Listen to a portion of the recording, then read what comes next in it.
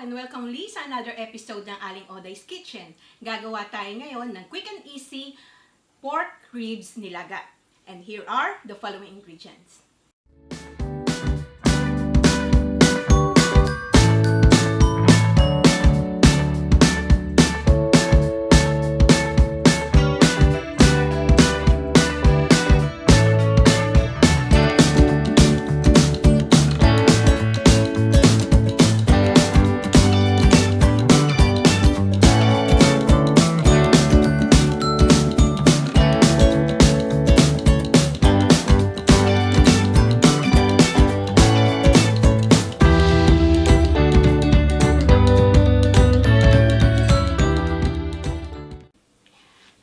Ating first step dito sa ating pan, ilagay na natin yung ribs. Yung ating bawang, kailangan buo siya. Yung sibuyas at yung whole peppercorn. Then, lagyan natin ng tubig hanggang sa mag-submerge lang siya. Gagamit ako ng pressure cooker, pero kung wala naman kayong pressure cooker, pwede naman yun sa kaserola lang. Yan, takpan ko lang to. Ayan.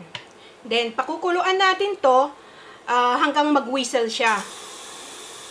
Ayan, nag-whistle na yung ating pressure cooker. Hinaan na natin yung apoy. Tapos, mag-iintay tayo ng 30 to 45 minutes bago natin ito i-switch off. Yan, after 30 minutes, pwede na natin munang i-switch off to. Itong aking pressure cooker, Tefal kasi ito, bali ito meron siyang knob. I-release lang ito habang nasa running water siya. Ayan, tignan ko lang yung doneness ng ating spare ribs after 30 minutes sa ating pressure cooker. Yan, ang lambot na. Pwede na tayong mag-season ng salt. Adjust nyo na lang according to your taste. Pwede ding patis ang gamitin nyo. Then, ilagay na natin yung sweet corn. And intayin uli natin to. Maybe mga 10 minutes on low heat hanggang maluto lang yung ating sweet corn. Nakalimutan ko ilagay kanina. Ito pang tanggal lang sa lang, minced ginger. Kung wala kayong minced ginger, pwede naman yung gagayatin yung luya. Ilagay na rin pala natin yung optional ingredients na pork cubes.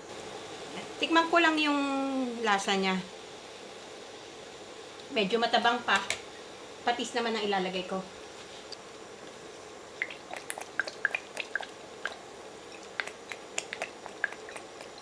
Yan.